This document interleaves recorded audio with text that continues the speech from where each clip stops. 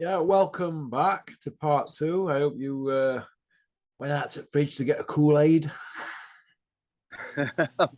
I'm not wearing these glasses for effect, mate. I'm not trying to steal your thunder. Honestly, it's sun's smashing down right now. Why do I wear glasses?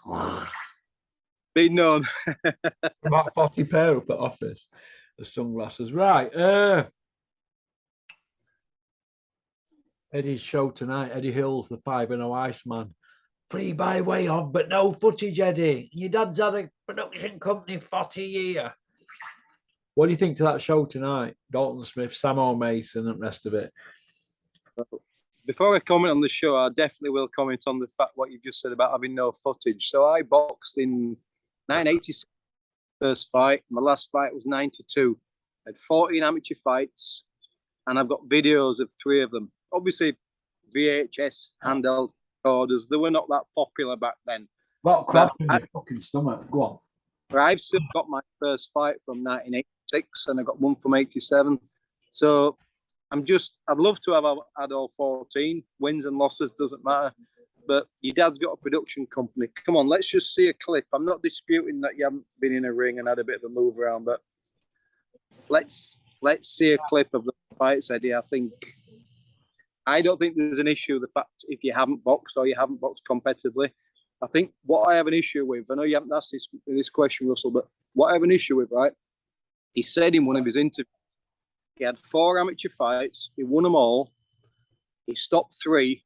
He goes, but I was F all. I wasn't that good. Now I'll tell you, and anybody out there who's boxed amateur competitively, first of all, you have to be decent to get a medical card. In the 80s and 90s, clubs couldn't just throw you in. You had to be of a decent standard to box. So if you got to 4-0, 3 KOs, anybody who's boxed at amateur level will tell you you were good. I'm not saying you were open class. I'm not saying you were elite. If you had 4 amateur fights and were unbeaten, you could fight, mate. So either you had 4 and you won them all, or you didn't. And I think it's what, I won't go into details and say names, but it's what Danny Christie said recently about somebody else fabricating a record. It's called stolen valor, and it's disrespectful to all those fighters out there. The guys who had 10 amateur fights and only won 2 and only won 2 or 3. It's stolen valor to just turn around and say, I had 4 fights, I won 4, I stopped 3, but that was rubbish, really. You were either really good, or you didn't fight. I want to know which one it is. Yeah, what I find strange about it is Eddie's saying now we're 4-0 and all this. We just beat Frank Smith up, hadn't he? But that wasn't even a fair fight, was it? But Eddie's saying 4-0 when he knocked 3 out. Well, who are these 4 guys? Who was ref on the night? And why ain't anybody done a story in papers or said, I remember going to an Eddie Hearn fight when he was an amateur, he knocked the kid out. Where are these people? Where's the footage? And who are the fathers of the kids who were the trainers on the night and all this? Right. Because that Eric guy, he said it was a load of crap. Said he had 2 overrounds to me. Well, this is the thing, right? And you call this out all the time. And I think it's interesting. I think we should touch on this for a minute. Yeah. I've been around the game for a long time. Yeah. Since 15-year-old. So 36 years. Now, once you say something, you got to be consistent. You got to remember what you're saying to people. Yeah. Now, Eddie Hearn has had 3 versions. I've heard him say on camera to Ben Doughty, I had a couple of amateur fights. Now that's 2 fights. I heard him say to somebody else, I was 4-0 with 3 KOs. And then I also heard him say to Kugan Cassius, and they apparently brought one of his ex-skills bouts opponents in, I had 2 skills bouts. Now, which is it? 4-0, 2-0, or 2 skills bouts? Because 2 skills bouts, there's no decision. Everybody knows that. Now, what I'll also bring out is when he had a skills bout, an IFL kind of red-faced brought a guy out and says, this is who you boxed. There were 2 things that were massively inconsistent, what they said in that interview, what nobody else picked on. And I'm a bit pedantic, but this kind of stuff gets on my nerves, mate, right? The first thing, right, they brought this guy in, and this guy said already, and said, what happens when you have a skill bout is they just put 2 people together You all turn up and you fight whoever you get told to fight. No, you don't. Skills bouts are organised by clubs. Just like every other fight, it's a skills bout between people where it's basically kids, where it's non-competitive. 10, 11-year-olds can have a skills bout. Okay. Referees tell them to hold back sometimes on the power, but it's effectively, it's an open spar. Getting them used to boxing in front of people and like under lights and it ring and all that in it. And I like skills bouts. I've got a few on my channel. There's a couple of kids who are going to make Wales gym who've had skills bouts and they were brilliant little fighters and they were more interesting than other fighters in my opinion. Because they have a go, aren't they? They're vulnerable and they're excited and you can see excitement in them, can't you? Well, this is where the lie comes out, because when this guy came on IFL and everybody's just buying this crap, and anybody in boxing knows, Eddie Hearn, this guy that pulled out, he said, I was 5 years older than you, Eddie, but you were bigger than kids, so they put us together. That's the lie. That's straight away can't be right, can it? When you get matched, you've got to be born in the same season as your opponent, so you can. The season starts from September all the way through to July. Don't you tell a lie, Julian. You got to tell another or shut it down.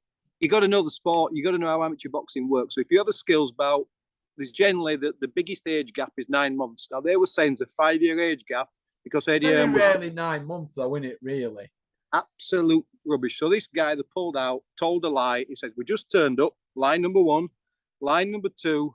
I was 5 years older, but you were heavier, so the matched us together." Now, do you know what this sounds like to me? You've got a mate off from right corner who knows to come and speak. Yeah, this is an interclub spar. This is just an interclub spar where people have turned up to spar. He never had a skills bout. So if you're like you've said, if you're gonna tell a lie, in his head, does he think it was a skills bout? It must have done, right? So you either had 4 amateur fights, 2 amateur fights, or 2 skills bouts. And if you had 2 skills bouts, you boxed somebody from another club who was within the same age year at school as you, or you didn't fight at all. So I'm calling bullshit. Yeah, quite rightly so as well. And in terms of the show, Dalton Smith, I know his dad well, Grant. I spent a lot of time with Grant over the years. Sykes used to spar some of his kids. Dalton Smith's a really good fighter. I think he was one of the picks of that group of GB fighters. He can do absolutely everything. He can switch. He can counter. He's aggressive. He can throw every single punch. I really enjoy watching Dalton Smith. I don't know too much about his opponent. No disrespect to his opponent.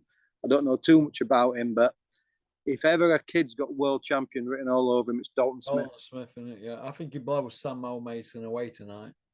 I would think so. Blows him away very comfortably. I've had a bet on a knockout, so. I don't know about the rest of the bill. I've not seen the details, Russell. Just been on holiday. I've missed it, to be honest. I had it jotted down earlier, but I'm not fucking interested in him. He's a tool of the year. But yeah, Johnny Fisher fights tonight, doesn't he, against some 3-1 guy. Campbell Hatton fights a guy with 23 losses. So he's moving forward, isn't he? Yeah, they've even admitted that, haven't they? They've got, with Campbell Hatton, they've got to match him very, very safely. But you know what? I have no issue with Campbell Hatton being matched very, very safely. He's young. He's clearly not got the experience as an amateur of his father, what his father had. He clearly hasn't got that strength. He doesn't tick many boxes as far as I'm concerned. So match him very, very safely. No issue with that. What I have an issue with is when they have these fights really high up the bill on these massive bills. But then again, we know the score. We know it's nepotism, and we know sometimes your children get opportunities that they wouldn't normally have had. And would I do similar? I don't know. I ask myself that all the time. You know, would I put my kids in a position where I work if I thought they could do the job? Perhaps. Yeah, it's.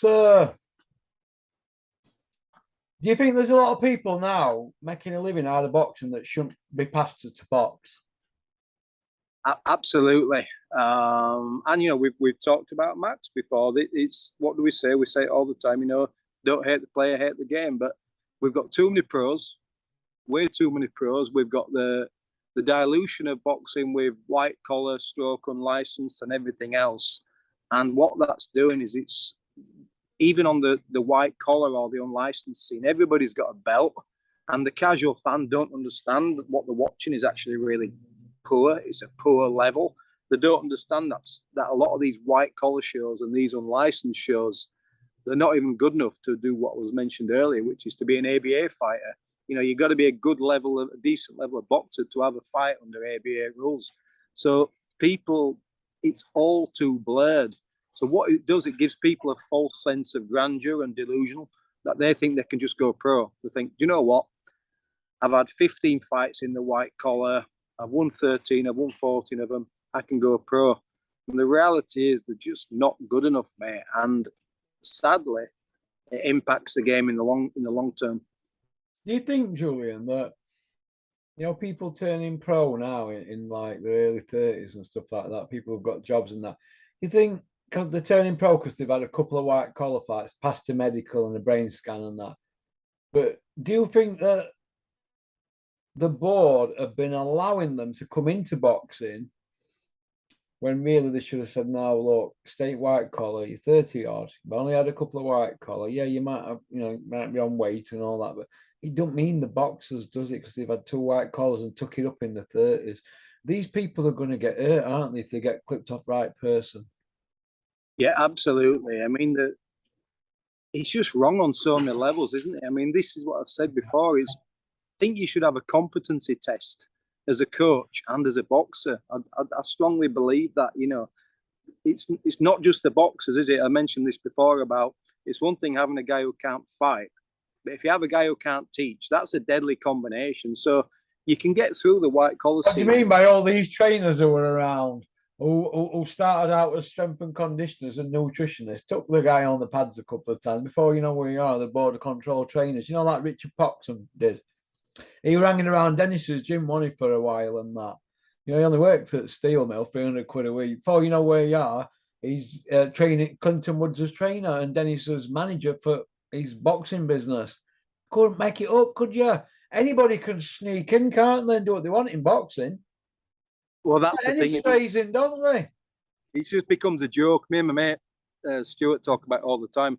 Is like the entry level. I'm not familiar with a lot of other sports, but I've said this before, but I always assume if I wanted to get into Formula One, I'd have had to have done a 10, 15-year apprenticeship, to do Formula 4 and all these different levels, go-karting, etc., all these different levels.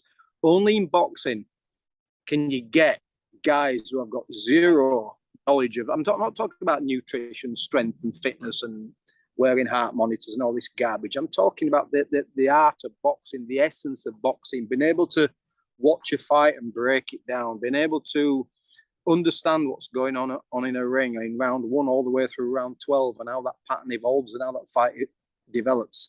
And it's that. And I have a real problem with that. Obviously, I had a longer career as a coach than I did as a fighter. I was a novice amateur.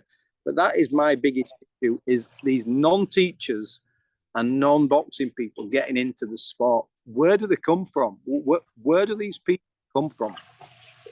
The mates are so and so and so and so. They met them in a nightclub. It's just, well, that it is though. There's always a link, isn't there? There's always a link that goes back to knowing somebody who knows somebody, and just having the brass neck actually to just step into that gym and to just. You're right. First of all, they just start chatting to the fighter near the door. And then they get a little bit further in and they're on the bag at the side of the fight. And then they just say, oh, I'll time you if you want. And before you know it, they're shouting instructions at Wembley. Do you know what I mean? Or like that, who is it from Derby? What's he called? I forgot his name now. He used to always be down at Peter Fury's gym. I forgot his name. He's an Asian trainer out Derby way. Forgot his name, but he come down to Peter's gym and he said, I want to get involved in boxing and all that. And Peter more or less put him on map. And then before you know where you are, he was taking Tyson Fury out pads in gym. I know exactly who you mean. Well, you know his name. I forgot his name. What's his name again?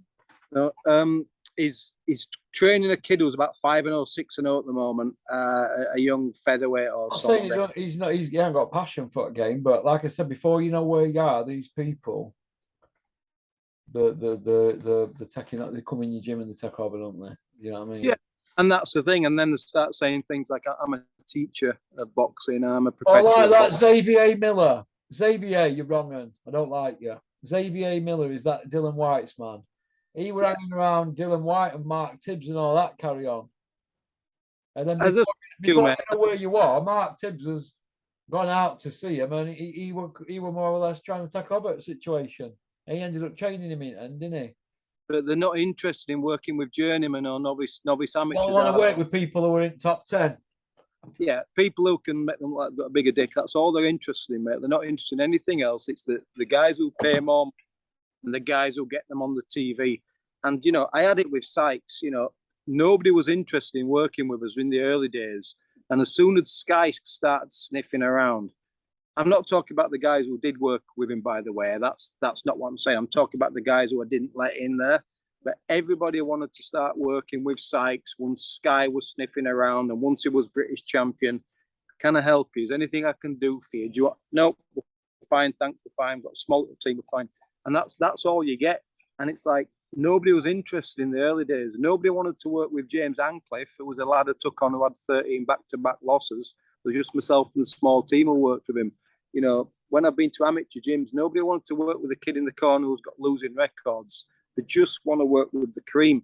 And it tells you quite a lot about the person, doesn't it? Yeah, it does. Johnny Fisher's fighting that Resinger 3-1. That's a pretty even fight, isn't it?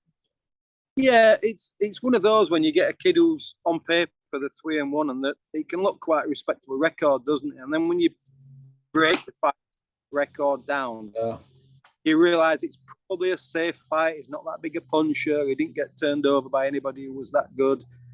But ultimately, he's learning. Johnny Fisher's learning. Would it be better for Johnny Fisher to fight Max? I mean, you put me on the spot there. It'd be way too much for Max, and I think Max would. Yeah, absolutely. I mean, he's a full-time. For a start, he's a full-time pro. He's having 2 or 3 sessions a day. He's in a professional gym all day long, every day of the week. So he's got the benefit of that. He doesn't have massive experience. Max is traveling 160 mile trip to do 1 session a week with me. He's not in a professional gym. He's not sparring day in, day out. He's working full. Everything's against Max. It'd be a mismatch, wouldn't it? Yeah, apart from the will to do well. So that wouldn't be a good fight for Max. And Max would be the first person to say that. Yeah, Max wants to fight Perry Howe, don't lie. Yeah, I've never actually seen Perry Howe. I've just heard about him. I miss him. I've heard you say that before.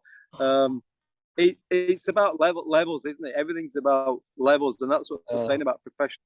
Even at the entry level, there are some decent professional boxers at the entry level. Some poor ones as well. Yeah, Eddie Hearn's come out and he said to Billy Joe Saunders, "Thank you, but no thank you." You've seen it this morning. Yeah, I briefly saw that. What do you think there? It's a polite, you're asking for too much money. Do you know what? I don't think you bring that much to the table. I mean, you and I talked before. We said, will Billy Joe Saunders fight again? And then we said, I asked you, I said, are you bothered about watching him fight again, Russell? And you're like, not really. And then you asked me, you said, are you bothered? And I went, not really. So I think Billy Joe Saunders is a name. He's kind of enigmatic in some ways, but everybody's got. Do you think he's got that many people's backs up, fans and people in boxing, that people don't really care anymore? I think there's a part to that. I think, look, he's a phenomenal boxer. He's so talented. He went the traditional route. He picked up no belts now. He's no pull now, has he? He's no belts. He's no pull. But it's really hard as well to forget some of the things he's done outside of the ring. He's done some pretty disgraceful things outside of the ring, and I think whilst quit is a strong word, and I've been asked several times about the Billy Joe Saunders, he declined to carry on. I'll just put it that way. He didn't do himself any favours, did he, with Dubois, Coates, the things he said about Dubois, and then he didn't even box another round with that injury, which was a tough injury. Whereas you look at Daniel Dubois, who at least boxed 4 or 5 rounds and carried on as long as he could do. 6 rounds he boxed with that eye, didn't he? Could have about 18 minutes. He did, and he took some big shots from a 18-stone giant on that eye socket. So, Big old strong farm boy. well, that's it. You turn around and call him a quitter, and then you do the same thing and you bail out a minute and a half later. You're going to get criticism. You're going to get people who say, do you know what? I also don't want to see a guy who's 15, 16 stone only fight when he wants to fight and to fight for the amount of money that he wants, because it tells me you're not that hungry. You're just either missing the limelight or you're just wanting a massive cash grab. For me, Billy Joe Saunders, you've done everything. You've had a massive night with Canelo. You were found wanting.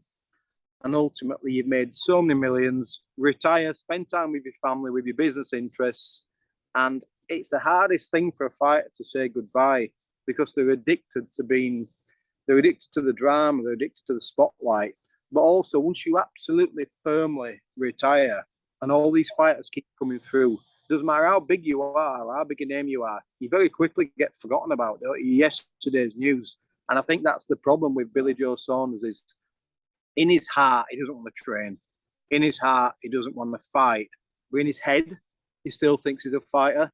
And that's always what happens is, like, you know, in your head, I want to fight. But in my heart, when it's 5 o'clock in the morning and that alarm clock goes off and I'm having to do my sprints and I'm having to do this and I'm having to do that, they can't do it. They can't bring themselves to do it. 15-month on settee, isn't he? Fat as a pig, Michelin man. Well, what are we going to see from him? I mean, we saw his best when he beat Andy Lee. I thought there was going to be some kind of ascendancy then. You know, you hoped we were going to see a real dominant reign and some big fights. And ultimately, what did we got? We got 5 years of nothing, didn't we? We got nothing off him. What we're going to get from him now? You're going to get a Ryder or a EUBANK Junior rematch or something. He'll lose again, and then he'll just walk away into the sunset. What year did he fight David Lemieux? Was it 17 and November, December or something? 2017 or 18? I think he beat Andy Lee in 15 or 16, didn't he? And then 18 when he fought Lemieux. I'm not sure, but it's been about 3 or 4 years since that fight, hasn't it? He hasn't kicked on, has he? He hasn't kicked on at all. Time went so slowly, and you know, you go from fighting Martin Murray, being in action for a year, to jumping in with Canelo. It's we say the same all the time, don't we? Actions speak louder than words. Your words are all about what you're going to do and what you want to do. And Conor Benn, name association, words. Actions are what Martin McKinson's doing. That's action. Big difference. I like that Martin McKinson. Michael McKinson, is it? Michael McKinson. I said Martin Murray. Michael McKinson. I like him.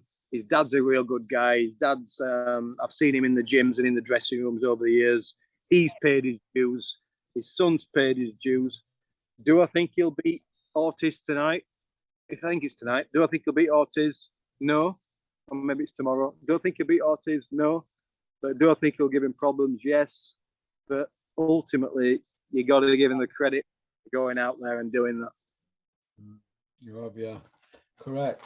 Natasha Jonas is going to fight that Berger, is it, in a unification at 154? And it looks like Anna Rankin and Terry Harper are going to fight for a belt at 154. And I think Harper's team are talking about they'll fight winner, but it looks like Natasha Jonas is saying, no, you had your chance after our draw. And we're moving in a different direction. So do you see a little bit of people now not wanting to work with DAZN and all wanting to go to Sky and BT? Because there's a lot of people I see are holding back on going on DAZN shows, aren't they? Chisora, Dylan White, and this girl here, Natasha Jonas, she'd probably want it on Sky anyway if she fought Harper, but they're saying they're moving in a different direction here, and Joe. So I think that's good. They stuck to the principles, haven't they? Absolutely. I think what is quite funny is, I know we've talked about Tony Bellew before and hashtag loyalty, you know, those kind of elusive comments about Dillian White. But let's see if Tony Bellew turns up on Sky in 3 to 4 years' time, if the zone work dries up. This is, you and I have said before, haven't we? People will always do what's best for themselves. You will, and I will. And that's absolutely fine. What we don't like is the fakeness of it all. Now, I think Sky is rebuilding, and I think they're doing some good things. I like how, you know, Natasha Jonas stayed loyal to Sky. I also I like the fact that she's in a unification fight, because that tells me that she's going to be earning good money. She's had to jump up from 9 stone 4 to 11 stone. That's not an easy thing to do. So she's got a child. So it's about time the likes of Natasha Jonas earn some good money. And that's what it's all about for her. She's proven she's a fighter. She's proven she's a real special talent. And she's proven she'll take risks by fighting the likes of Katie Taylor. But what you find then is she moves up to 154. And then you get the likes of Terry Harper. They're just leapfrogging onto the back of that, aren't they? Thinking, like, I might do that. There might be a big fight down the line for us. What about being a lightweight? Terry Harper was talking about, I feel better at 9 stone 9. She want a big puncher at super feather, so what's she going to do at 28 more pound heavier? Exactly. So at least Natasha Jonas, she can crack, can't she? She's always had heavy. Gingerbread boy, Steffi Bull, keep putting tweets out, putting hashtag belter. She's not a KO specialist, so why does he keep putting that? I don't get that, do you? No, she couldn't. She's a lovely girl. She's got some good skills, but she couldn't break an egg, and I think we all know that. So what are you going to do? You're going to have a tough night at 154 unless you match very, very carefully. And her ranking's awful, though, isn't she? Let's have it right. She is awful, isn't she? No, terrible. Also, and this is of no fault of anybody, but it shows how shallow the talent pool is right now in female boxing. And this is only going to get better, and it's only going to get richer. And I think 10, 15 years time, we're going to see a much richer, event in women's boxing. But we don't have British championships now for a reason. There aren't enough ladies in each respective division. So people are just jumping. You get like Ebony Bridges, for example, Max's favourite. Ebony Bridges was number Max's 8. Favourite. Max's wet dream. You get Ebony Bridges was number 8 or something. She got absolutely towelled by the number 7, Shannon Courtney, a couple of years ago. She got towelled, and then she got well beat by a journeyman and got gifted a decision. But then she jumped straight into a world title fight, wins it, and now she's a world champion. So this shows really, it's almost like, in some ways, it's almost like unlicensed boxing is the women's boxing. But then what you've got then is you've got real talent like Marshall, Shields, Katie Taylor, Serrano. You do have some absolute brilliant female boxers, and Natasha Jonas is one of them. But then you have some others who they're not that great, and that's through no fault of their own. So you've got big jumps, and then you've got people, like everybody. I saw someone announced a while ago. She was an opponent. I can't remember which fight it was. No disrespect. She was little. She was fat, and she was announced as a former world champion. And I'm just thinking, you're on about it with that chef, wasn't it? That's right. You might get to a situation, Russell, where in 2 years' time, every active female boxer is a former world champion. You might get to that situation. Oh my God. Here's a quick one for you. Who wins Mark Efron against Froch? 2010 Froch against 2022 Mark Efron. You've got a situation there, no disrespect to Mark Efron. You've got a very one-sided, very quick fight. It'd be a shootout, wouldn't it?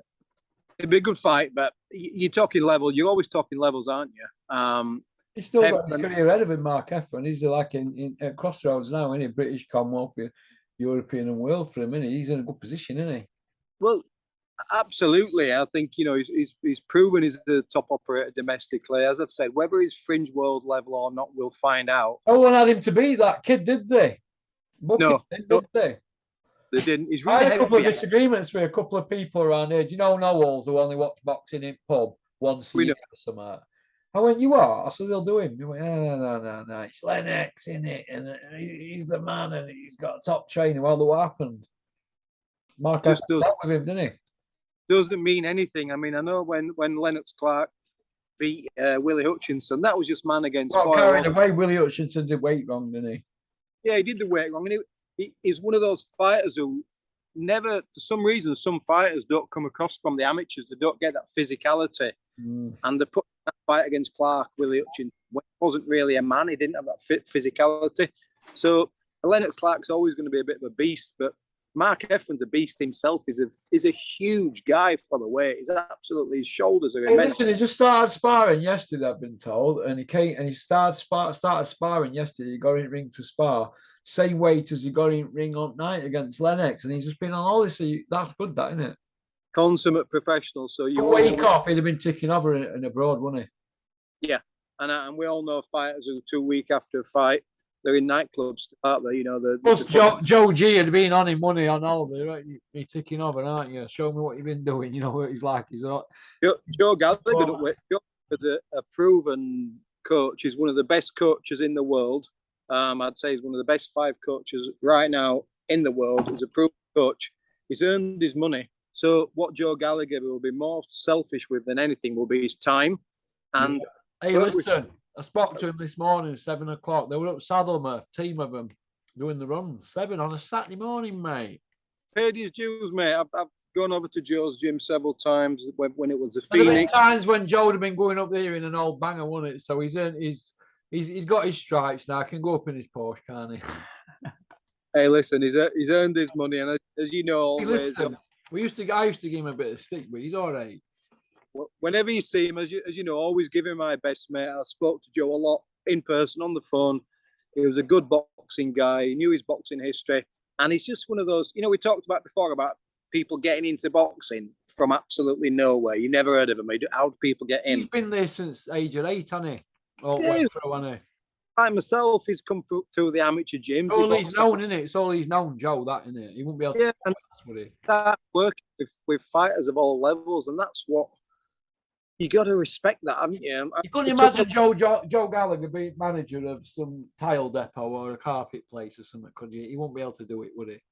No, he'll get back in gym money. He loves boxing through and through, and whether you think, you know, people give him a lot of stick sometimes for upsetting certain promoters. He did take a lot of stick when he was about 50 and 0, though, didn't he? And winning everything.